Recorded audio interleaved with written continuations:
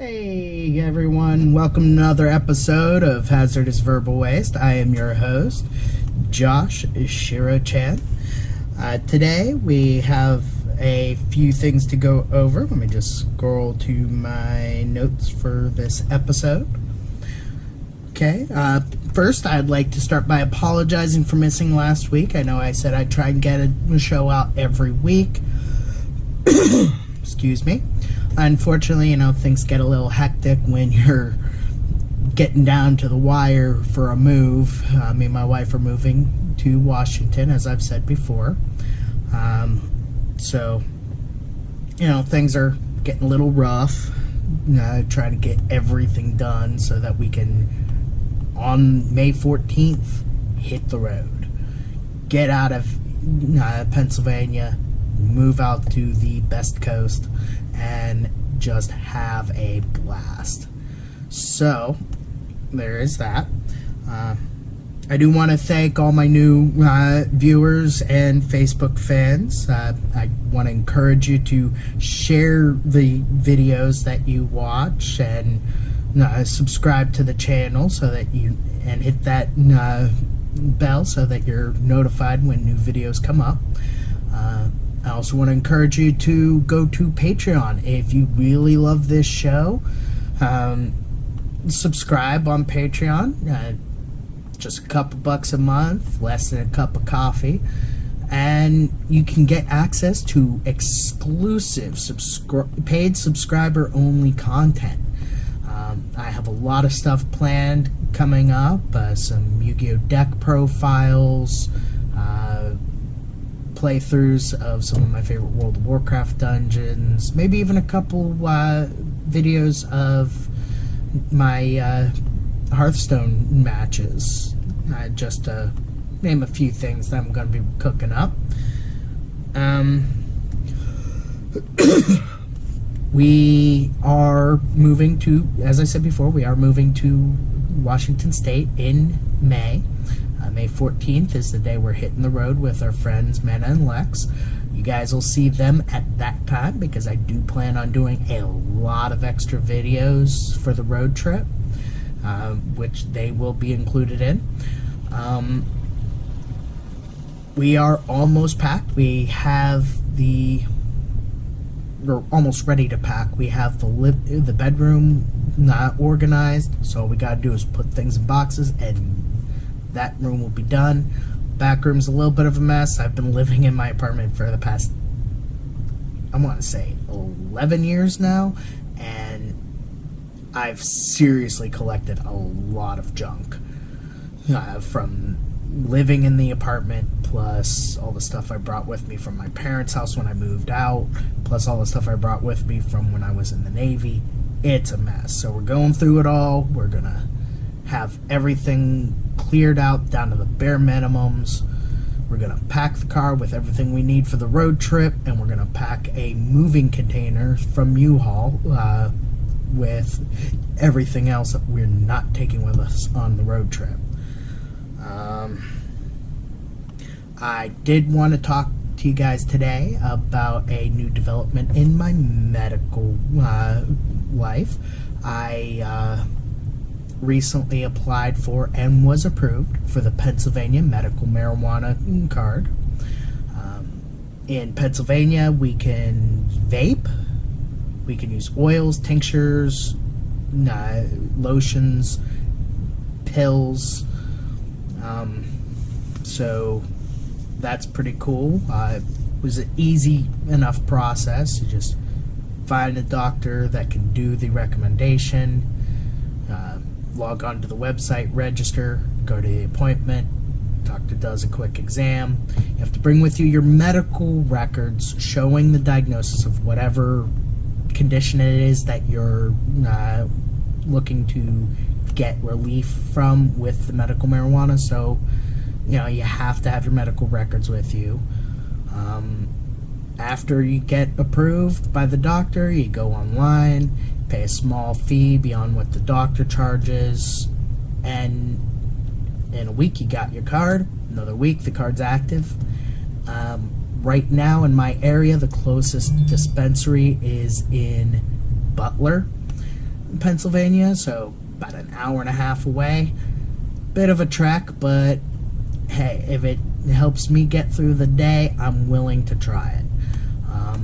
I have been trying it for a while now. I wanted to show you. I have here the battery that I use for vaping. It's a pretty cool battery. It folds up, so it looks like a car key. It unfolds, and right now I'm a little low on my juice, so plus I'm in a state park, so I can't actually use this here at the moment. But hey, you know, just trying to stay within the law. It really does help. It's super effective, especially this strain. The bud tender at the dispensary told me that the e-juices that they sell aren't actually strain specific. What they do is they use a culmination of different terpenes and cannabinoids from various strains to get the desired THC levels and flavors that their e-juices have. This particular one that I have here is blueberry. Not a bad flavor. It is extremely potent. I had maybe 6 puffs off of it in the first half hour of having it. I was gone. Totally baked.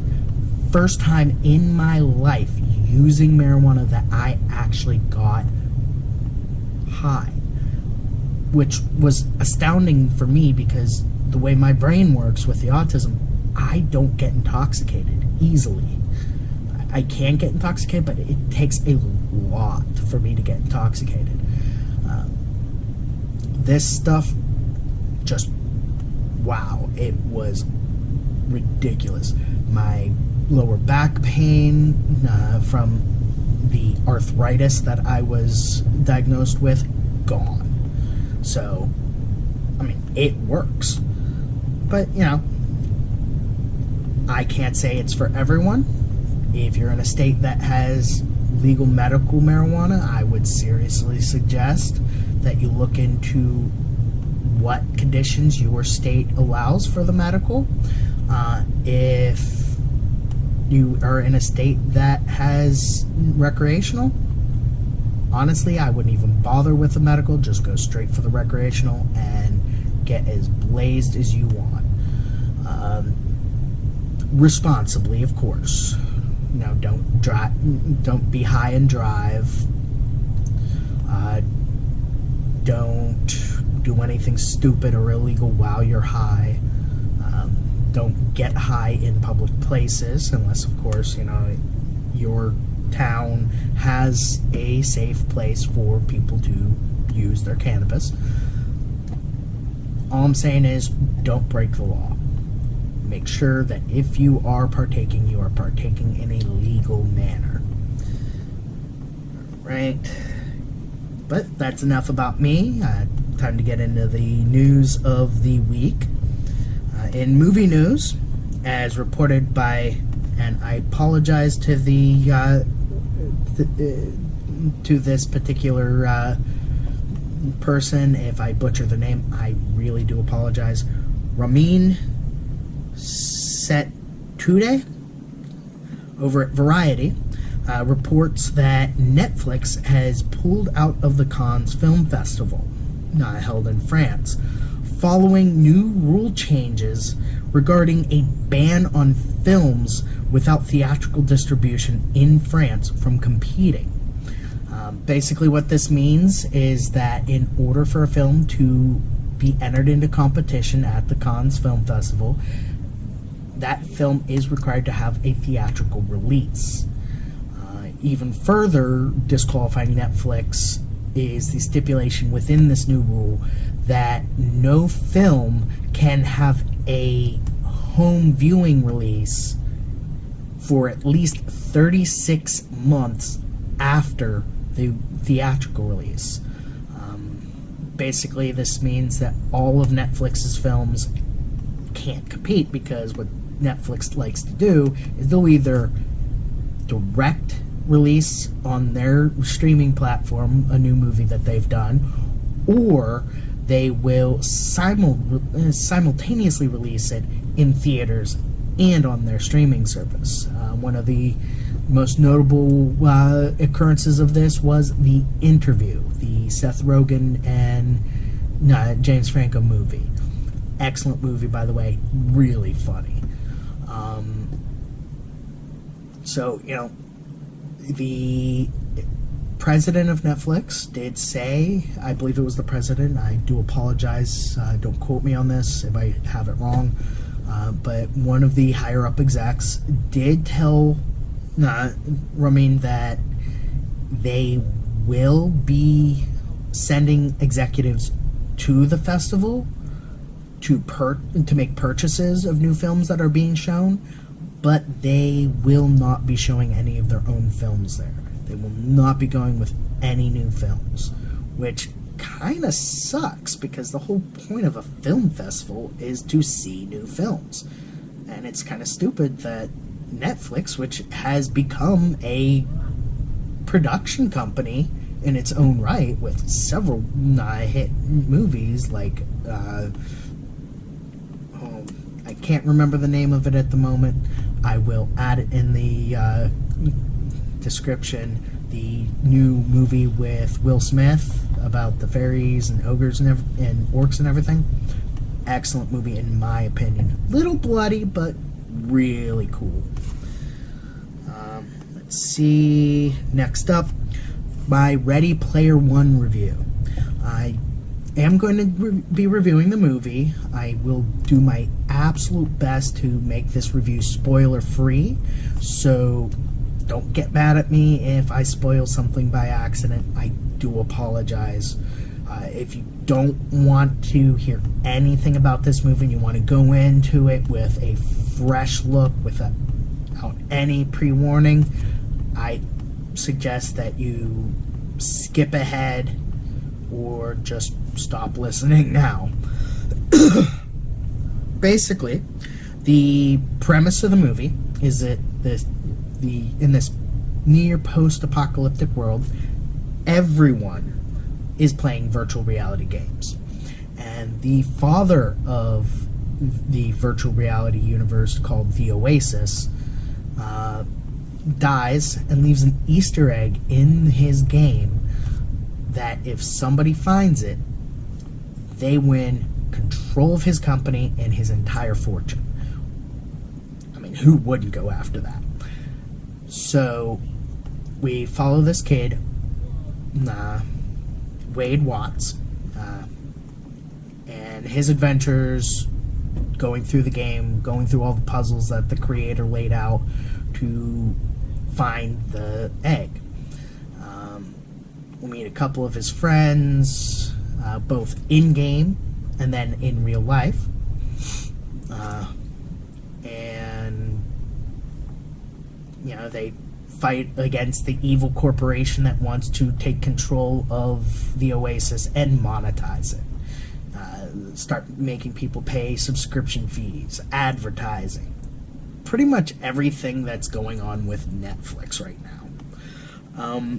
One of the cool things that I thought about when I was watching this movie is how it seems to really be a who's who of Steven Spielberg movies. I mean, Back to the Future, all this is in the previews. So if you have seen the previews, cool. If not, be warned, I am going to talk a little bit about some of the things that you see in the movie. King Kong, the Iron Giant. At one point, I could have sworn I saw a Wookiee walking around. So, I mean,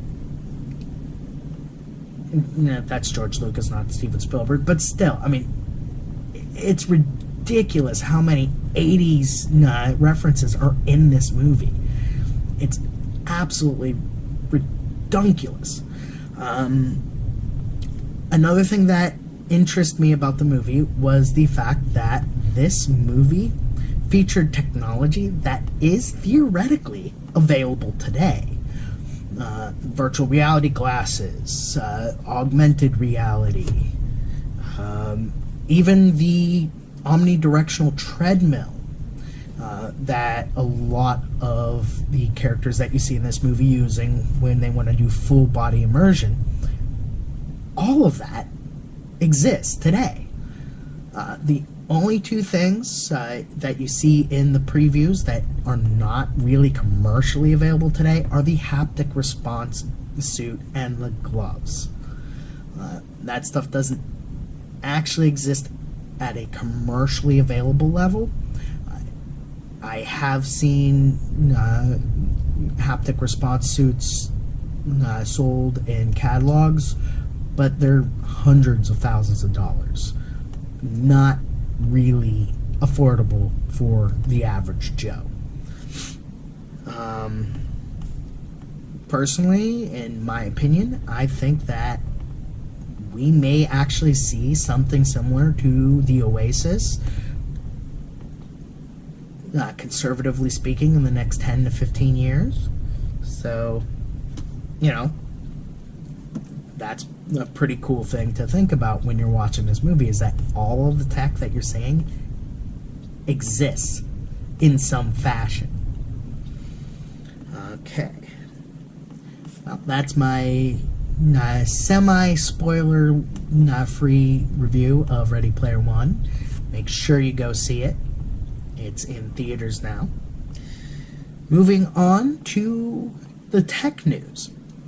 Okay. As reported by Ty Penderbury at CBS News, Spotify on Wednesday announced a new bundle deal called Spotify Premium, now with Hulu, that combines the two service subscriptions for $12.99 a month. Now, Spotify Premium is $9.99. Your base Hulu subscription with the limited commercials is $7.99. What this new program does is it allows excuse me, current Spotify Premium subscribers who have to have an active subscription before the end of April, I believe. And what you can do is you can opt into this, and it will combine the two services into one subscription fee. What you will get is the $9.99 subscription fee for Spotify for the first 3 months. And you get access to Spotify as well as the limited commercials version of Hulu. You then, after 3 months, get charged the $12.99 rate. This is basically about, I want to say, a $5 or $6 discount on the two services together. So I was talking over with my wife, and we decided that if we could do this, it might actually be worth it to just drop the Pandora Plus that we're using currently for our music. Next up, as reported by Gordon Gottsagen, I apologize if I butchered that, over at CNET, next year's iPhone, the 2019 version of the iPhone, may have 3 rear cameras. Now, the only phones currently available that have 3 cameras on the back don't actually use all 3 for taking videos or taking pictures. What they use is 1 camera for actual images, a thermal camera for depth, and I forget what the other one was used for, motion sensing, I believe. And all those 3 cameras combined allow those phones to offer really state-of-the-art augmented reality. So for iPhone to be getting the augmented reality when it already has the AR kit coming with the latest version of iOS, I think we're going to see some really cool augmented reality stuff coming out of coming from Apple. Possibly even a Apple branded headset, which will of course be overpriced. But hey, if you are willing to shell out the money for that, go right ahead. I obviously did. I mean, I have an iPad and an iPhone. In video game news, unfortunately, I didn't see a whole lot that really caught my attention in video game news. So what I'm going to do is I'm going to start opening things up to you guys, the viewers, to offer suggestions. And if you are not a Patreon subscriber, you can still offer suggestions. But if you are a Patreon subscriber, when you offer your suggestions, if I use your suggestion, you'll get a nice little treat from me. It might be a volume 1 of a manga or some Yu-Gi-Oh cards. I might even just call you up and say, hey, why don't you get on Skype or Google Hangouts? We can vid chat and I'll put you up on the show. So hit me with those story ideas, stuff that interests you. And if I choose your stuff and you are a Patreon subscriber, you might even be able to get a chance to come on the show and talk about your news story. So just putting that out there. At the end of this episode, I'll give you some information, and it will also be in the show notes or in the description below as to how to contact me with your ideas. In Yu-Gi-Oh news, the new Megatins for 2018 have been announced. They will be released on August 31st with an MSRP set at $19.99 per tin. If you plan on getting one of these or both, I would suggest Walmart or Target.